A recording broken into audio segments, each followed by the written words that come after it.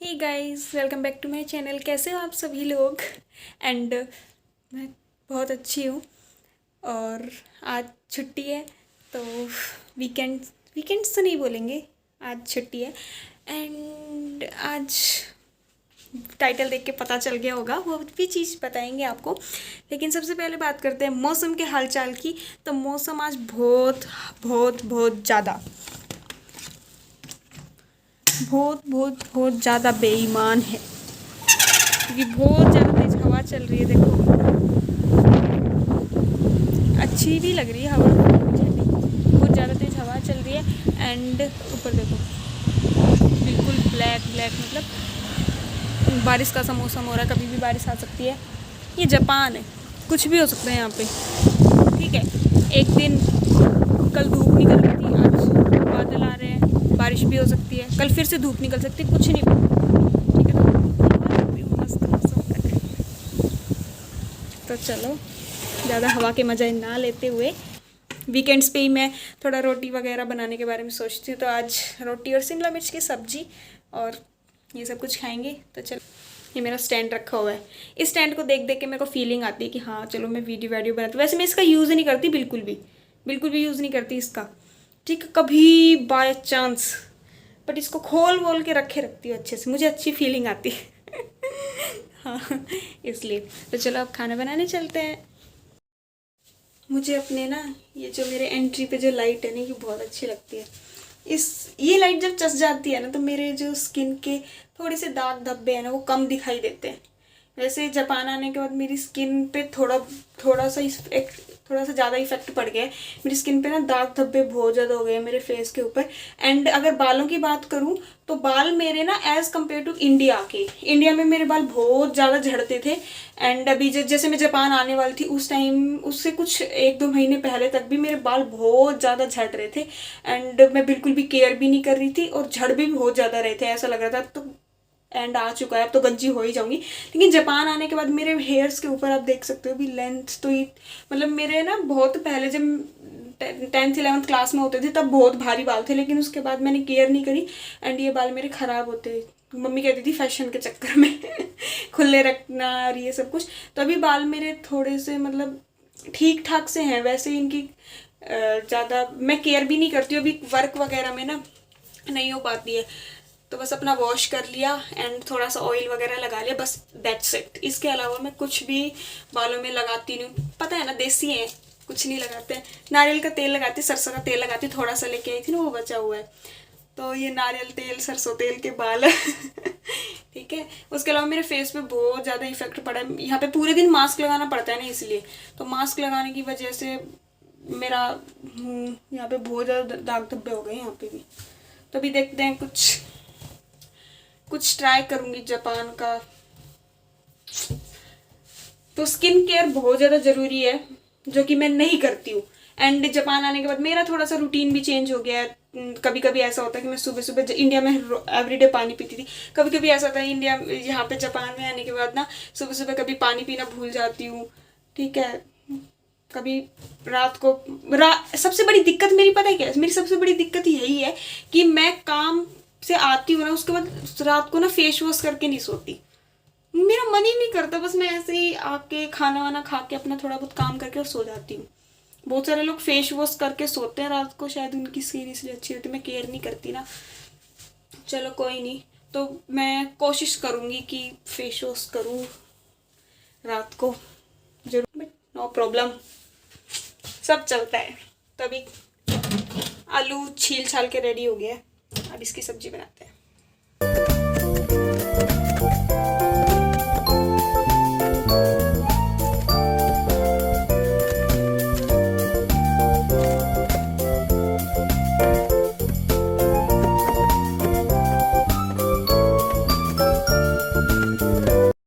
सो भाई, 1 घंटे की मशक्क़त के बाद देसी अंदाज में खाना हो गया रेडी मेरा। और ये देखो खाने में क्या क्या है, जो कि चुपड़ी रोटी, घी की चुपड़ी रोटी, 4 रोटी बनाई है, एंड शिमला मिर्च की सब्जी, एंड ये थोड़ी सी सलाद, एंड उसके बाद है ये दही। तो भाई मज़ा आ रहा है, आज खाना देख के ही मन कर रहा है बस जल्दी जल्दी से खा लूँ। ठीक है, तो अब फटाफट से खाना खाते हैं। तो चलो खाना खा लेते हैं फटाफट से। एक बार टेस्ट करके देखती हूँ कैसी तो बनी है। रोटी रोटी ऐसी ऐसी बनती है जापान में ना, थोड़ा सा।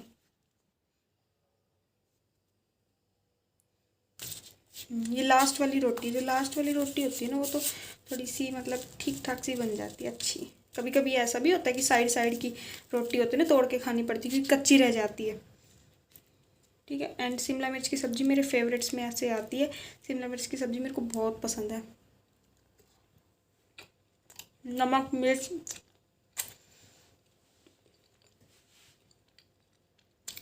सब कुछ बिल्कुल बढ़िया। 1 घंटा वेस्ट करा ना, लगाया। सो जी, मौसम की ख़राबी को मद्देनज़र रखते हुए मैंने अपने सारे प्लान्स रद्द कर दिए एंड मैं कहीं नहीं जा रही हूँ क्योंकि कुछ ही देर में बारिश आने वाली है। अभी तो धूप निकल रही है बट बारिश बता रखे, अगर बता रखे ना तो ज़रूर आएगी। बेफालतू की बात नहीं करते हुए काम की बात पे आएंगे। ठीक है, अभी वैसे मैं ये जो मेरा कूड़ा है ये डालने आई हूँ। बहुत तेज़ हवा चल रही है।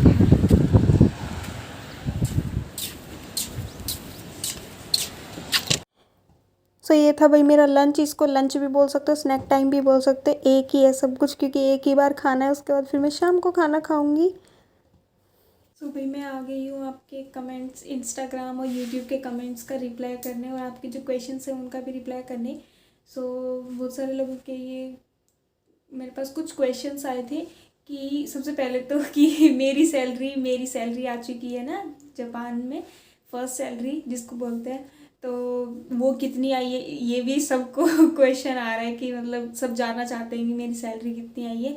दूसरी बात कि जो जापान में जो बेसिक SSW नर्सिंग की सैलरी कितनी होती है, मतलब जो सारे SSW वीज़ा में जितने भी लाइक एग्रीकल्चर या फिर आपकी जो नर्सिंग है, फूड पैकेजिंग है, सही भी है ना, फिर जो फैक्ट्री का वर्क होता है, फूड लाइक और जो कंस्ट्रक्शन होता है, इन सब में अगर आप SSW वीज़ा से आते हो तो आपकी क्या मतलब सैलरी रहती है। तो ये भी क्वेश्चन आ रहे थे, तो इसी क्वेश्चन का जवाब मेरे को आपको देना है, बताना है कि मेरी सैलरी कितनी आई है।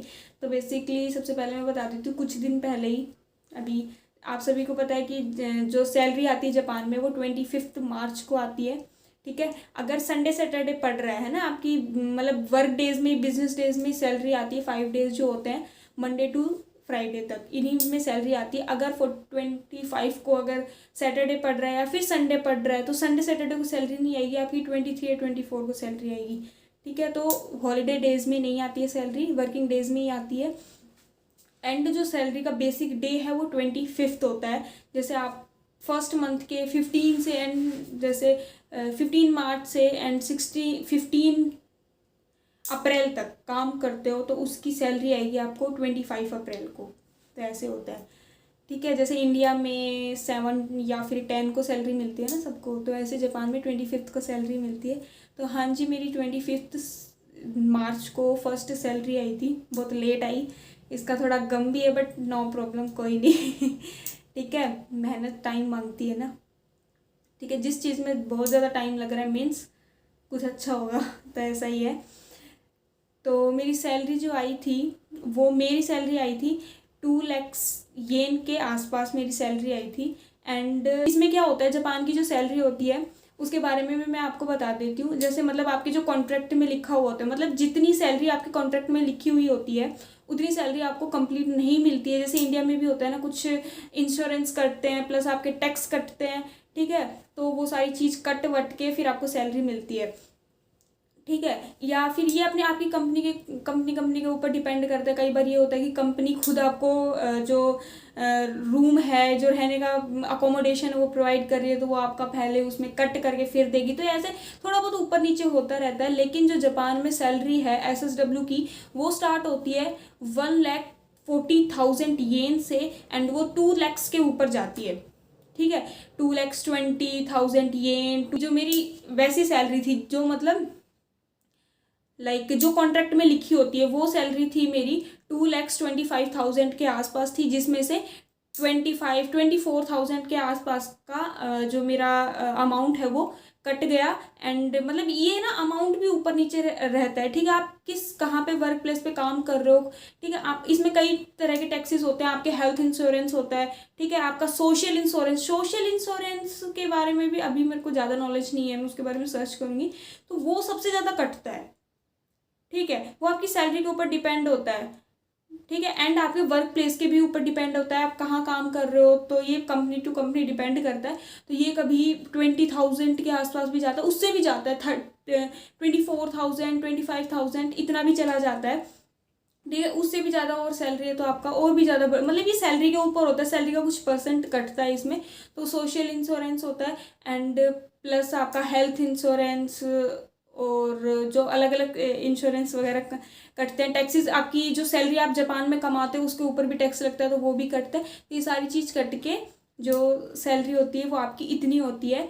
एंड ये एक बेसिक अच्छी सैलरी होती है, ये जापान में मतलब लो लेवल की सैलरी नहीं होती है, ठीक है। जापान में बहुत सारे TITP में भी ऐसे वर्क होते हैं जिसमें ओनली 1 लाख येन ही आपको सैलरी मिलती है, ठीक है। ऐसे भी सेईबी में जैसे फैक्ट्री वर्क होता है या फिर TITP में आपकी सैलरी 1 लाख येन के आसपास होती है, वो जाती है फिर 1,50,000 येन के आस तक ये जो TITP की सैलरी होती है वो जाती है। उससे ज़्यादा भी वो भाई आपके काम के ऊपर डिपेंड करता है, आपको जांगियो वगैरह ओवर टाइम मिलता है, ठीक है। या फिर लाइक आप वर्क ओवर टाइम करते हो, आपके वर्क डेज क्या होते हैं, भाई आपका नाइट शिफ्ट है या फिर आपका डे शिफ्ट है, उस पर भी डिपेंड करता है। नाइट में मतलब नाइट में भी अब कितने पैसे किस में मिलते हैं ना, ये ऊपर नीचे होता है, ठीक है। ये हमको किसी को भी एक बेसिक मैं आपको बता सकती हूँ, नाइट में भी पैसे कुछ फालतू मिलते हैं, ठीक है। SSW में क्या होता है कि SSW में जैसे नाइट वर्क करते हो ना, उस पर आपको कुछ 7,000 to 8,000 अलग से भर के पैसे मिलते हैं। मतलब अगर आपने एक नाइट शिफ्ट करी है तो 7,000 to 8,000 आपको अलग से जो येन है वो आपको अलग से मिलते हैं। तो कुछ ऐसा है सैलरी का। एंड बहुत सारे लोग ये भी कर रहे थे कि मतलब मेरे एक्सपेंसेस क्या रहे हैं फर्स्ट मंथ के, कि मतलब क्या क्या खर्चे हुए हैं, ये भी वीडियो में डालूंगी बहुत जल्दी, शायद आज ही मैं उस वीडियो को बनाऊं, तो उसके बारे में भी मैं आपको बताऊंगी एक्सपेंसेस क्या क्या मेरे खर्चे हुए, कितना एक बेसिक खर्चा हो जाता है जब आप जापान आते हो, ठीक है। तो उसके बारे में भी एक वीडियो बनाऊंगी। तो सैलरी का बस यही था। एंड एक अच्छी सैलरी मिलती है जो मतलब सैलरी ऐसी होती है जो SSW की एक खास बात है कि जो सैलरी यहाँ पे जैपनीज लोगों को मिलती है वही सेम सैलरी आप चाहे कहीं बाहर से आ रहे हो चाहे कहीं से भी आ रहे हो, ठीक है, दूसरी कंट्री से आ रहे हो, आपको बिल्कुल सेम सैलरी मिलती है। ये इसमें आपके साथ ना किसी भी तरह की इनइक्वालिटी नहीं होती कि भाई जैपनीज पीपल है तो उनको डिफरेंट सैलरी मिलती है, या फिर आप बाहर से आए हो या फिर डिफरेंट कंट्री से आए हो तो आपको सैलरी कम मिलेगी, ठीक है, या फिर उतनी नहीं मिलेगी। तो ऐसा कुछ नहीं होता, सैलरी बिल्कुल सेम होती है। जो जैपनीज पीपल होते हैं एंड वो भी अगर यहाँ पे काम कर रहे हैं SSW में, SSW तो क्या उनका सीधा यही होता है कि भाई वो उनके भी एग्ज़ाम्स होते हैं, वो ये एग्ज़ाम करके एंड इस फील्ड में आते हैं तो उनको भी सेम सैलरी ही मिलती है, ठीक है। तो ये सबसे अच्छी बात है ठीक है, मतलब ये नहीं होगा कि भाई मतलब आप बाहर से आ रहे हो तो आपको मतलब कम पैसे मिलेंगे या ऐसा कुछ भी। तो सैलरी बेसिक इतनी मिलती है सबको। आई होप ये आपका क्वेश्चन बहुत लोगों के दिमाग में था, तो इसका आपको आंसर मिल गया होगा।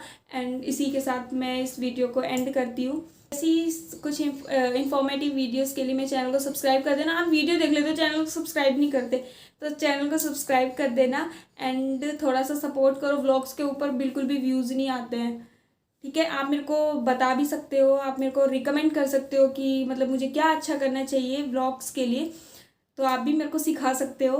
वीडियो यहीं पे ख़त्म करते हैं, फिर से किसी इन्फॉर्मेटिव वीडियो के साथ मिलूंगी आपको, तब तक के लिए बाय बाय।